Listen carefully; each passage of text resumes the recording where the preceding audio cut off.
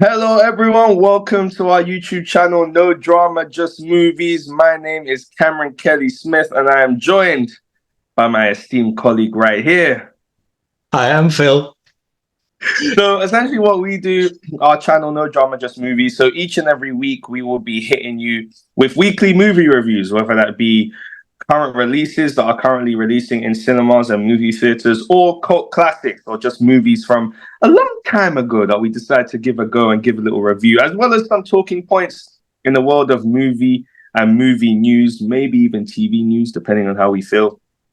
But today we are here to review the GOAT, the greatest of all That's it. time, or at least, exactly, or at least, maybe not the greatest of all time, but from Yeah, a that's my nostalgia point of view, the greatest of all shooting a bit time. too We're here high. to review Sam Raimi's Spider-Man 1 that came out in Interesting. 2002. So the reason why we're reviewing this movie, young Padawan, as I like to call you, is because of the fact that right now, at least over here in the UK, they are currently re-releasing all the Spider-Man movies in cinemas. So literally all of Sam Raimi's Spider-Man trilogy, the Amazing Spider-Man, well, two movies, and then the current, Homecoming trilogy or whatever we like to call it, the Tom Holland movie. So we figured that while these movies are coming out weekly, we'll review them one by one and refresh our memories a bit. So obviously it's been a while for the both of us, I think, since we had seen Spider-Man 1. For me, if I'm being honest with you, I don't actually think I've seen this movie in full since I was a child. And I definitely hadn't seen the movie in a cinema since I was a child. When was the last time you saw Yeah, it? same for me, I think, when it came out, Yeah. actually. Because I would have been slightly older than you at that time. Yeah, man. I mean, I was Uh, just a little tot. I could But actually buy my own ticket at that point. yeah, exactly. Well, I So yeah, could. it's like it's been like 20 years, 20 more than 20 years, yeah. Yeah, because 2002 went 20 years, so it's been a long time. But I mean, to go right into it, before we saw the movie, we were walking to the cinema, and I said that, in my opinion, I was specifically waiting for the moment that he puts on the suit, and that from Yeah. that point onwards, that's where it gets exciting, and that everything from before that felt like a drag. Turns out I was 100% wrong, because this movie actually flies by at a pace that is fast, but it actually works really well. Like from the moment the movie starts with Peter in high school to then being bit by the spider, that probably takes place within like what feels like under 10 minutes. And Mhm. then suddenly from there to him competing in the wrestling tournament, to Uncle Ben dying, to Green Goblin, well, even before that becoming a factor, and then suddenly for him being Spider-Man, then coming to face with Green Goblin, it actually happens really quickly. And I really enjoyed this movie. Like, I really enjoyed it. Seeing it again was so awesome because it felt like I was watching a new movie again. And we had this discussion after seeing it. I really appreciated the fact that, and I think it was you that coined it in this way, that this actually did feel just like you were watching a drama, Yeah. like literally just a drama unfold. And I felt like credit to Sam Raimi, and I'm not too sure who wrote the script, but credit to those guys for taking different storylines and plot points and relationships that obviously have been explored in the comics, but putting them on screen and doing such a great job of lifting the text off the page, and these actors just really having a great time and really conveying what was going on in that script emotionally and physically. Like, for example, we talked about it then, but this whole idea that Peter, he's in love with MJ. He's been in love with MJ since he was a child. But then Harry jumps in there. He's like, well, you didn't have the balls to talk to her, so I'm going to take her. But then it almost feels like Peter actually behind his back, almost in a way, takes MJ away from him. While at the same time, you have what's going on with Norman. And you get to the end of the movie when Norman dies. And Norman's like, don't tell Harry. And then, Harry's like, Spider-Man's going to pay. Then, you see the look on Peter's face, like, not only is that me, do you feel like I'm responsible for murdering your father, but I also took your girl as well? And so, like, just these like really dramatic moments that just Mm. really worked But it's and the that really spoke to me. yeah. Since you mentioned that, it's interesting that it's not dramatic moments between Spider-Man and the Goblin, basically, or Yeah. the Goblin's son or whatever. It's between the like Peter and MJ or Peter and Harry. It's Yeah. like away from that superhero part of the story, which I think makes it feel a lot more accessible. And like you said, yeah, that kind of love triangle they have. Harry's relationship with his dad, like that, his dad is kind of not disappointed, but not as proud as he maybe should be of his Yeah. son, and that he just wants to be loved by his father. That like drama, like that Peter basically steals his father away from him. Like I mentioned after we watched the film, that he then in turn basically steals Peter's girl. Yeah. But yeah, it's a lot more dramatic than I thought it would be. Yeah. Remembered it being, because obviously we hear Spider-Man and we think, oh, it's all thwip thwip and swinging and Say that fighting again. and it's hard. But also because you mentioned like just the speed at which it moves. I think a lot of the beginning, the first act, is made more interesting because we see it's Peter's journey. Yeah. It's basically like a whole arc for him, like going from how he uses his powers. At first, he wants to just buy a car with it. He wants to use his powers to, win at wrestling and buy a car so he can impress the ladies. It's very selfish. Look at me judging him. But yeah. And then it's, he uses his powers to exact revenge on the man who killed his uncle. And then I've actually looked up the scene again. It's after the graduation, after he has his graduation, and he sits in his room and he thinks like about his uncle, and he says something like, "I missed him a lot today." And Aunt May says something like, "He would have been really proud because I know you can't disappoint him."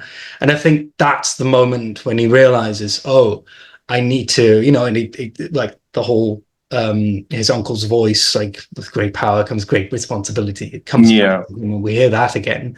And I think that's the moment when he decides, that's what I'm going to use my powers for. I'm going to use my powers to help people.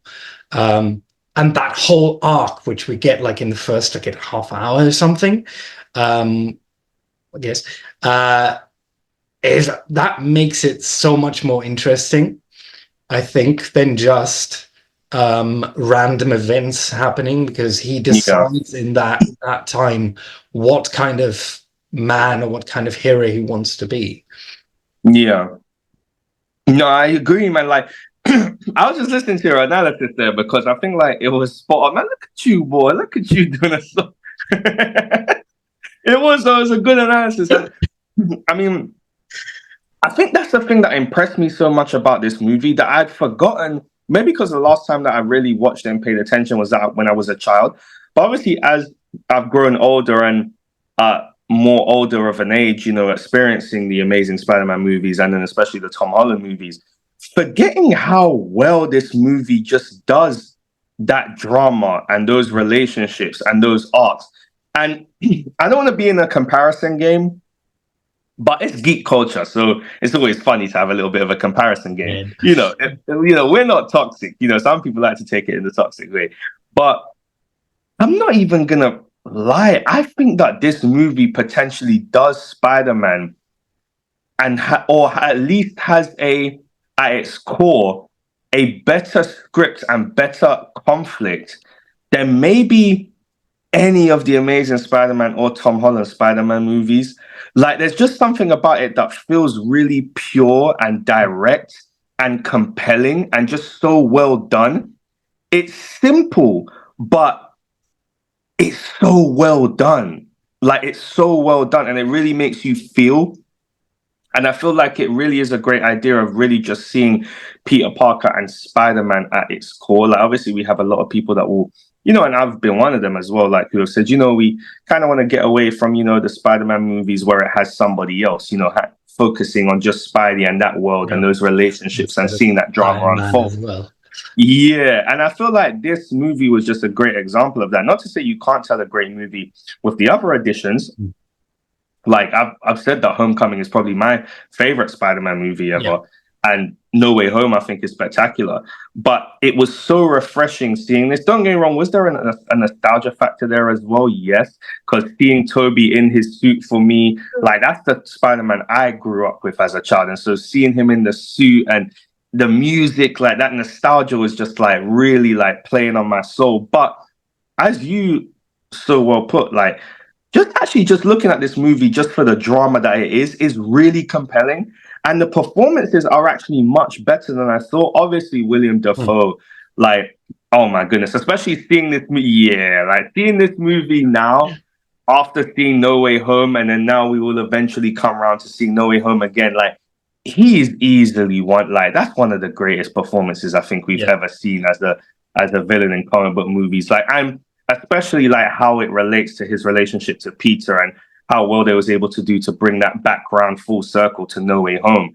But seeing his performance, obviously, someone that has been driven by insanity now, because of the fact that, even him deciding to take this Goblin serum was because of the fact that, his company was going down under, and he was felt so pressurized by that to want to get results quickly that he's willing to completely experiment on himself because of the fact that he's going to lose everything.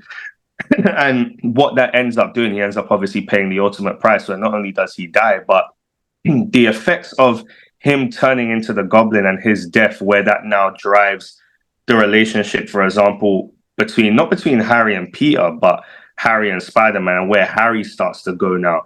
And it was just amazing. Also, as well, a huge shout out for the Uncle Ben scene, because that this time actually really hit me far more than what I remember it being. But like that moment. Can I confirm which Uncle Ben scene you mean? Because they were. So the one where, for example, they're in the car first and foremost, and that's when he gives him, the great power comes great responsibility. Yeah, and he's giving Peter the speech or the lecture about how he doesn't even really know who he is anymore, and that these are the years that are going to define the kind of man you want to be. And Peter kind of blows him off, and then you then link that scene to when he does the wrestling tournament and he finds out that Uncle Ben has been shot. But that anger and hatred, but also guilt that you see just in that performance, in that shot, where you can clearly see that Peter's feeling the fact that, this is my fault. Like, I didn't get an opportunity to speak to Ben how I would have wanted to treat him in that moment, how I would have wanted to treat him. But as you said, that scene he then has with May, where May is reminding him of the fact that Ben would be proud of who he is. As you said, it's that catalyst to take what happened, take that trauma, take that event, and turn it into something amazing. And I thought that was spectacular. I thought it was just it's a really good movie, man. It's more campy than I remember, but it is a comic book film, an early comic book film, like before we had Marvel and. Yeah, till things got a little bit more, should I say, serious, or maybe. Then again, it can still be campy and serious, and there's nothing wrong with campiness. It was just funny just seeing it and I'm going, okay, this is actually definitely more campy than I remember. Like, I think we were laughing at that scene when they're at the parade and Spidey saves the day. Goblin's flying away. It's like, we will meet again, Spider-Man. And it's like, okay. It feels like we really are going back in time. Yeah, like you couldn't see that in a Marvel movie, I think, in this day and age, and it'd be accepted. Yeah, I think. But it works. But it actually works. It's not like a Batman and Robin or something like that, where it's, a bit too campy. Like, it works. It really works. But was there anything about the movie that you didn't really enjoy, or?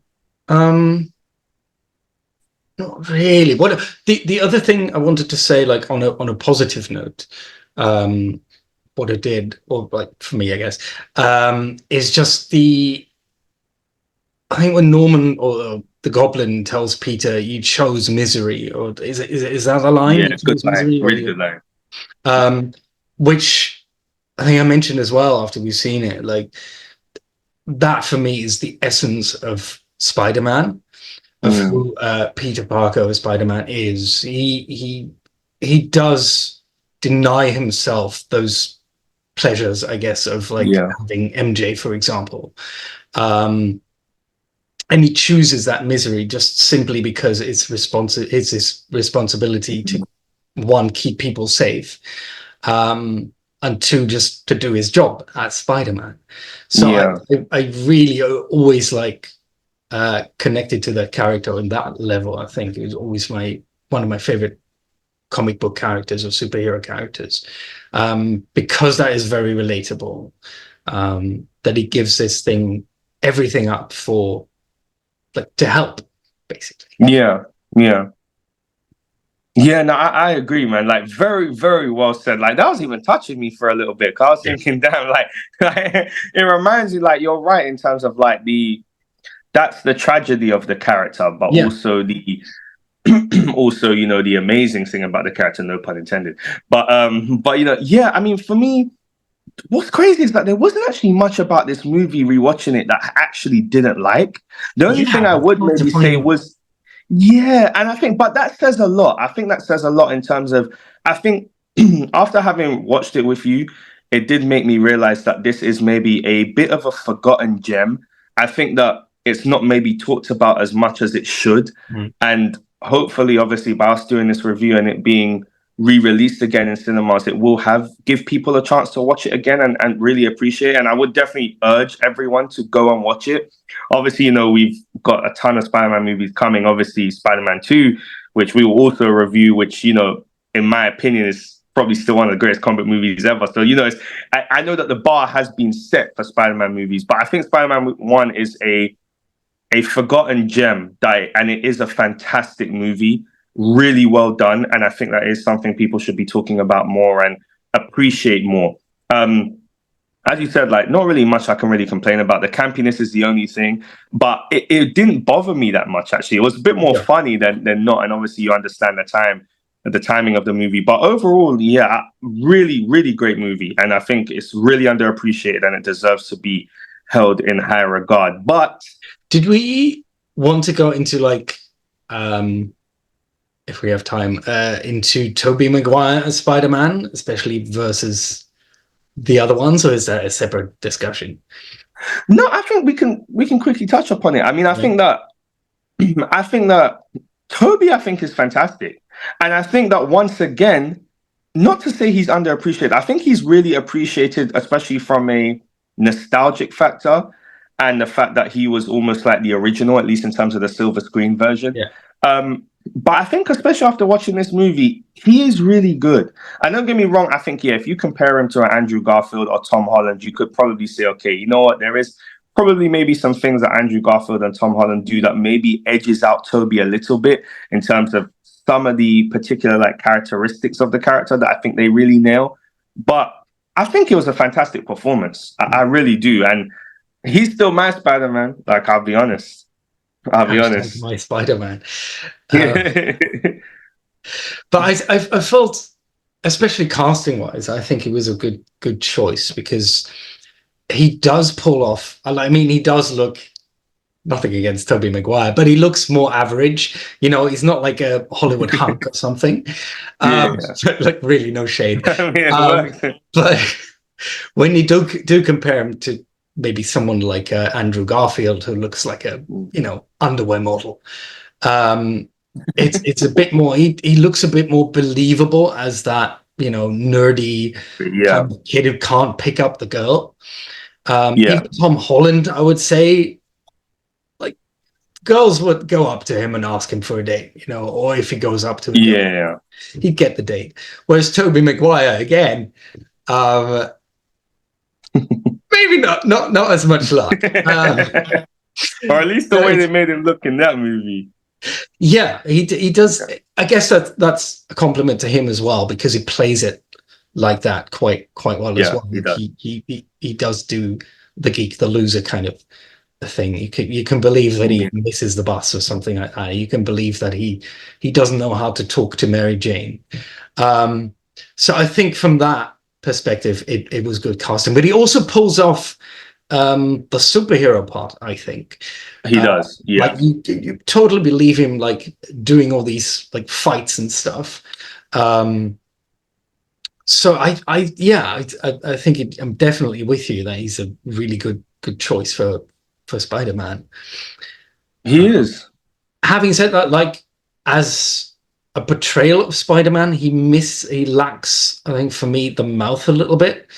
Yeah, a bit of that charisma to a degree. Yeah, but I think that's more the script, because he does have a few like lines here and there, and he I can't remember one a particular one, but when you compare it to again Andrew Garfield, who's got a lot more banter. Yeah, a lot of quips. They didn't give him a lot to like have fun with. That's true. Yeah. No, I agree. That's actually a good point, and I think as well, it did make me excited in terms of the fact that I would like to see him again. Obviously, a Sam Raimi Spider-Man 4, at least from that particular iteration, is probably not likely. But I hope that we get to see him again in Secret Wars, man. Yeah, I mean, if we can see him again in No Way Home, Secret Wars can be. I mean, it's gonna be everyone, man. But I really do hope we can see him again, and we'll obviously come our No Way Home review. We'll be able to touch on some of the stuff as well that even Tobey's Spider-Man says in that movie to the other Spider-Man in terms of hinting at what happened with him as the years have gone by. But yeah, once again, forgotten gem, underappreciated gem, and it deserves to be appreciated and held in high regard, man, because it's a great movie. It really is. But what would you give it out of 10? Probably I might go even 8.5 or even maybe higher for what it is, because it's entertaining. Like the acting is great, it's captivating. You've got the drama, you've got like a cool story that is both exciting but also really touching as well at points. So yeah, I think 8.5, maybe a 9. Yeah, I think I would echo the same sentiment. I think I would also go 8.5. Like, in my mind, I'm dying to go to a 9, but I think it might just be a bit too high. But that's for number 2. That's for Spider-Man. Yeah. Maybe even 10 for number 2. We'll see how we feel after seeing it again. But yeah, I'll go 8.5. As I said, all the points that I made, fantastic film, great drama.